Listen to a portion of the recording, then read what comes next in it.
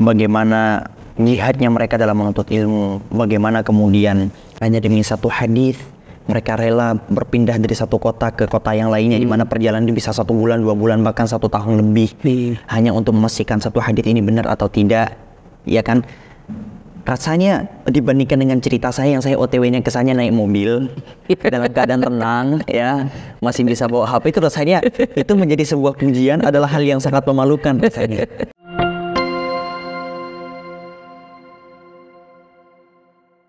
Bismillahirrahmanirrahim. Assalamualaikum warahmatullahi wabarakatuh.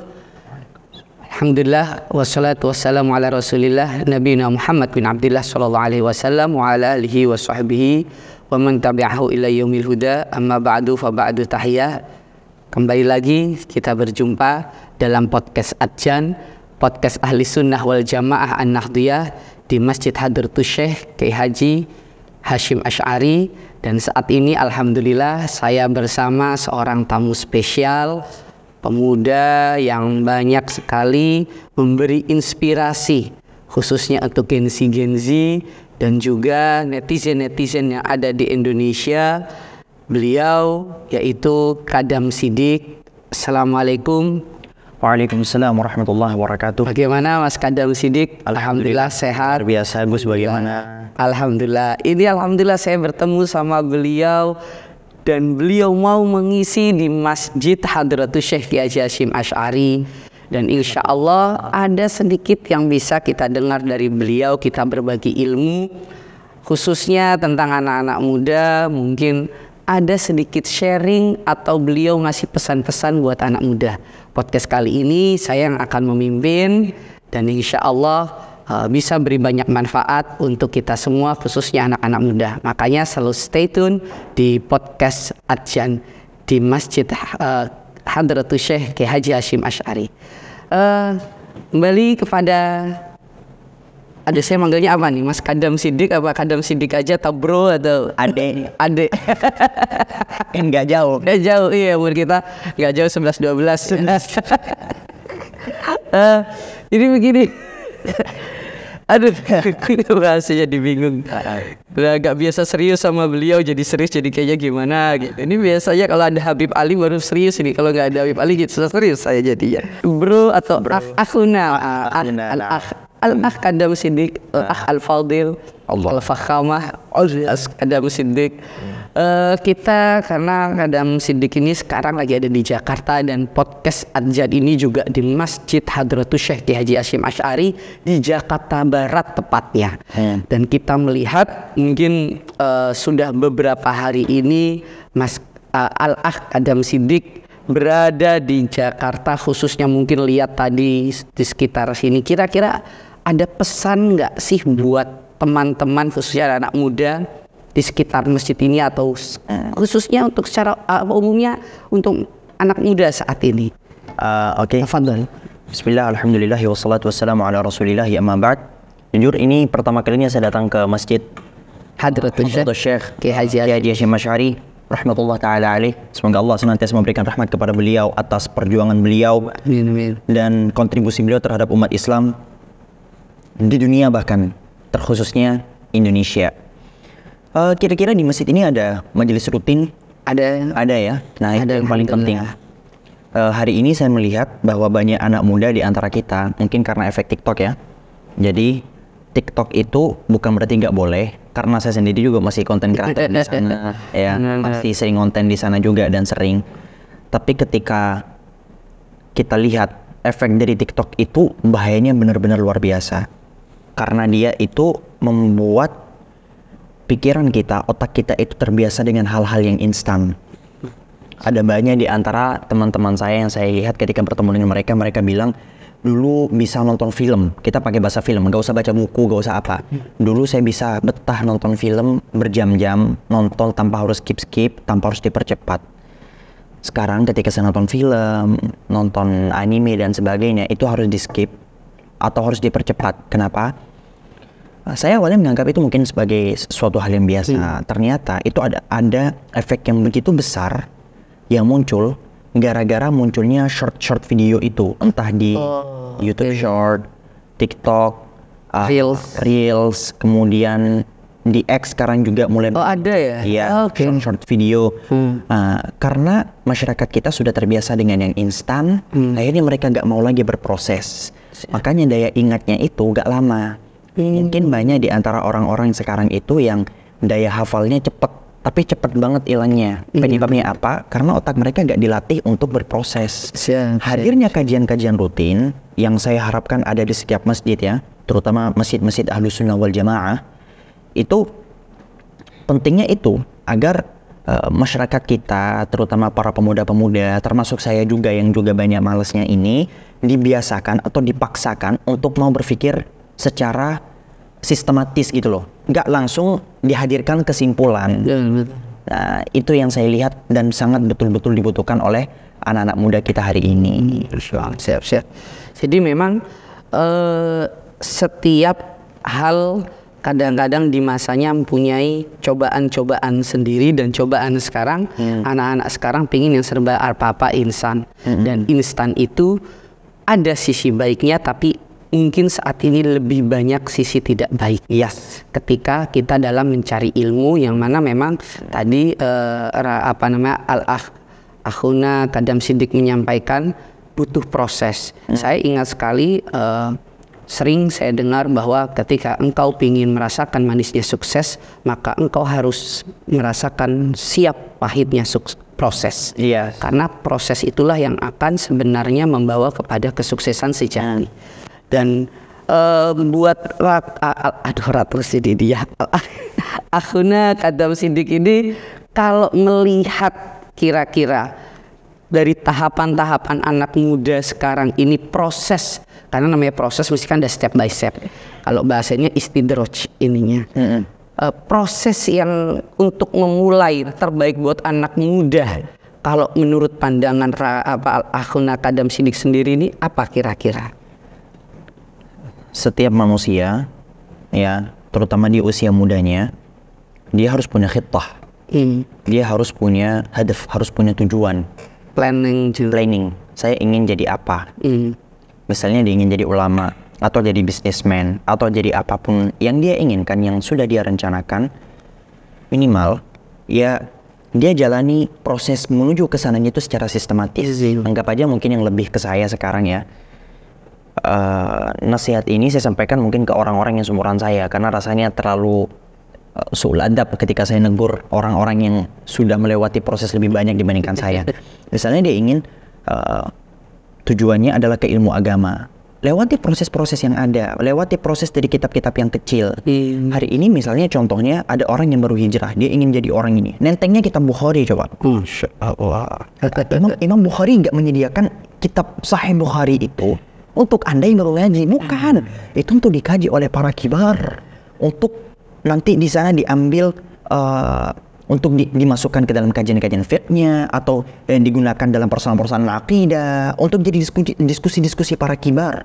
Untuk yang baru belajar mungkin Imam Bukhari sudah menyediakan mungkin kayak Adabul Mufrad dan sebagainya. Jadi jangan malu gitu, nanti kitab-kitab kecil itu bukan hal yang memalukan. Bahkan para kibar, guru-guru kami yang besar-besar itu, seringkali ketika mereka sudah menguasai kitab-kitab, mungkin dari ujung sini sampai semuanya ini mereka sudah kuasai di luar kepala mereka. Tapi mereka gak malu kok nenteng kitab-kitab kecil. Yang sebelum ngajar mereka masih murajaah, tahdir. Ya, tahdir. Untuk kitab Safinatun Najah yang basic banget, mereka gak malu untuk tahdir, dibaca dulu begitu kan.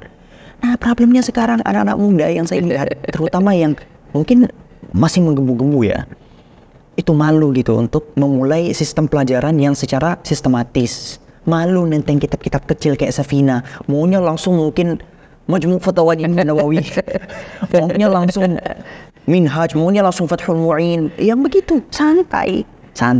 Begitu juga dalam bisnis. Benar. Saya lihat, yang saya lihat ya dari orang itu pengen kayaknya tuh instan gitu kan, langsung kaya gitu kan.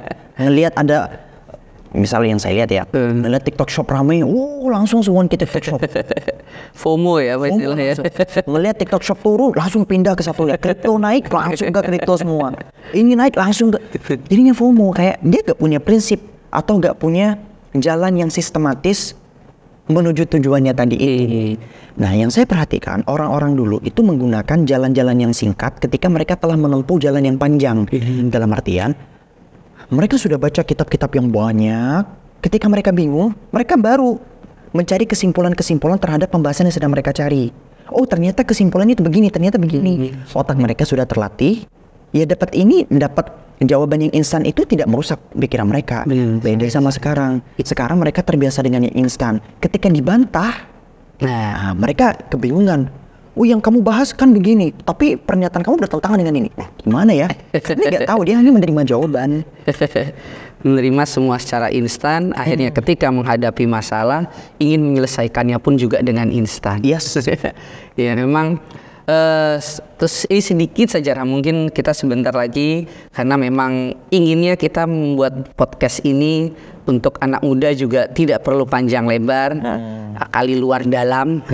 Jadi sedikit saja saya ingin, mungkin mohon maaf agak sedikit privasi, tapi ketika beliau sedang dalam tahap, kalau secara anak netizen popularitas beliau ini tinggi, beliau memilih untuk belajar mencari ilmu di sebuah pondok pesantren di Al-Bahjah asuhan Buya Buya Yahya.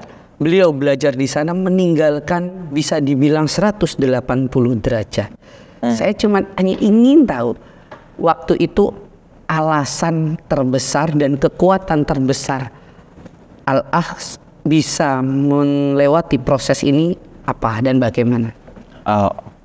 Sebenarnya itu hal yang biasa ya. Kalau saya malu loh itu kayak jadi hal yang besar itu saya memalukan sekali. Iya, sebenarnya enggak, tapi ini bisa menjadi ibroh buat kita semua yang mungkin akan suatu saat melewati proses yang berbeda dari sisi dan atau mungkin dalam suatu proses itu kita mengambil sebuah keputusan yang keluar dari zona nyaman. Iya.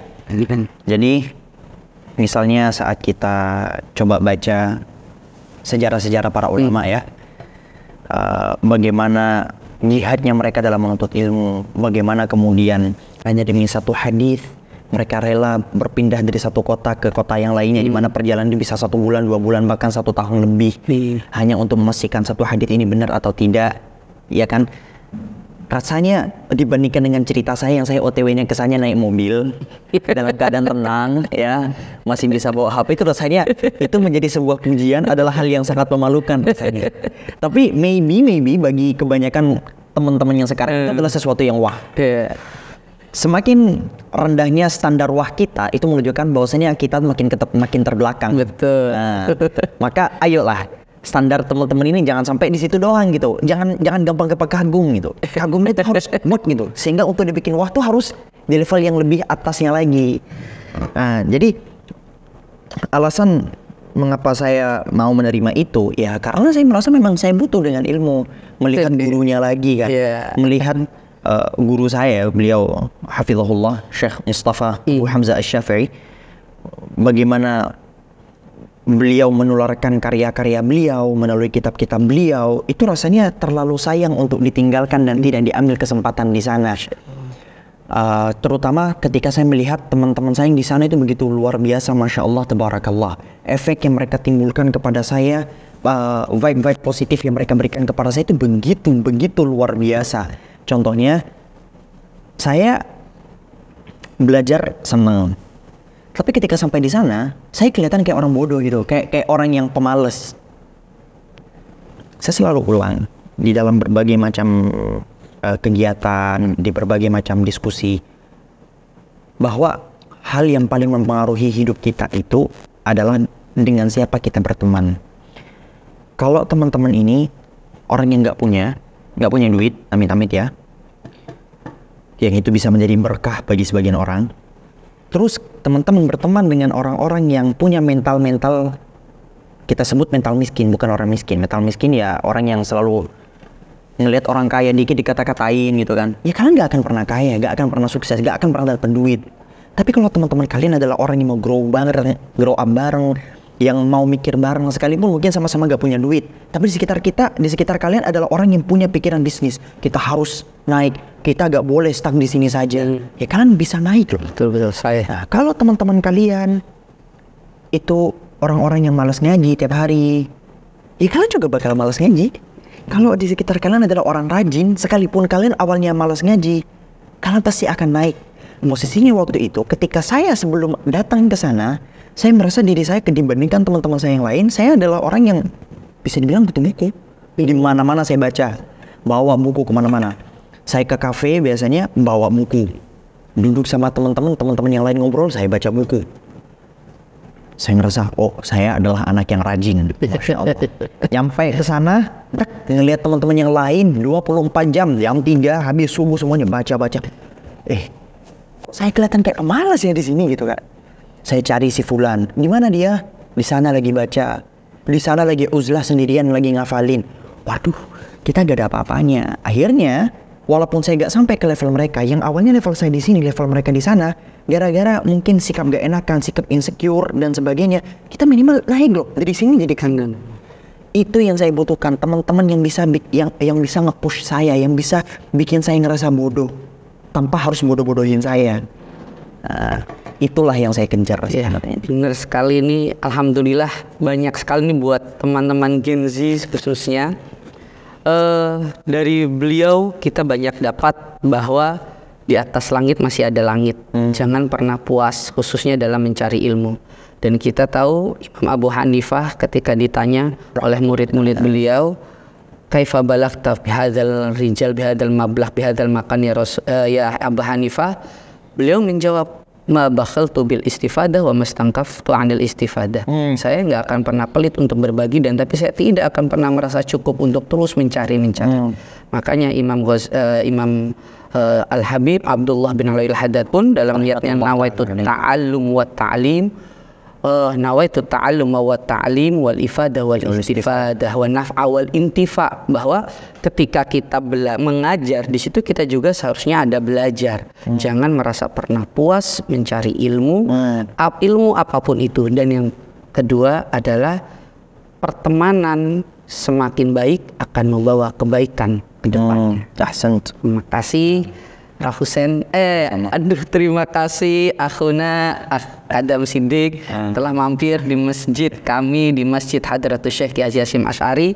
Semoga doakan masjid ini, dan pada teman-teman yang lain silahkan juga bisa mampir. Dan di perpustakaan juga punya perpustakaan Aswaja, terbuka ya, yang luarnya amat sangat terbuka, umum. Bahkan buat anak-anak kecil pun kami punya perpustakaan yang sangat-sangat nyaman. Silahkan bisa mampir ke sini, baca di sini, banyak mencari ilmu dan mendapatkan ilmu-ilmu baru, dan insya Allah juga pertemanan baru yang lebih baik lagi. VW banget. Terima kasih dari saya, kurang lebihnya wallahul muwaffiq ila aqwamit thoriq wal 'afu minkum. Wassalamualaikum warahmatullahi wabarakatuh. Waalaikumsalam warahmatullahi wabarakatuh.